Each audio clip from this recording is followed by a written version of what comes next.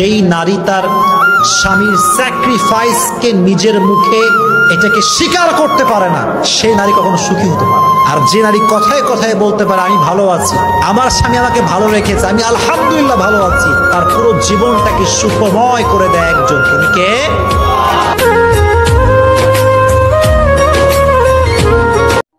যে আল্লাহ পাক আপনাকে বাঁচিয়ে রাখতে পারেন, সে আল্লাহ পাক আল্লাহর পথে সময় দিলে আপনাকে অফুরন্ত রিজিকও তো দিতে পারেন না?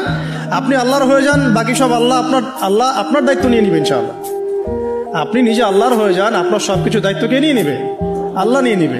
নারীদের হৃদয় কিন্তু খুব কোমল, নারীদেরকে আপনি সহজে খুশি করতে পারবেন, খুব সহজে। বিশ্বনবী তাদেরকে বলেছেন রিফকাম বিল কাওয়ারির, নারীদের সাথে কোমল আচরণ করো।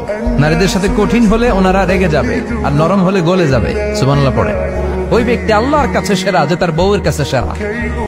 বিজি বলেছেন, যখন তুমি কাউকে ভালোবাসবা প্রকাশ করবা যে আমি আপনাকে ভালোবাসি, এবং এই প্রকাশ করাটা এটা হচ্ছে একটা সুন্নাহ, যে প্রকাশ করবে তার আমল নামায় সওয়াব লেখা হবে।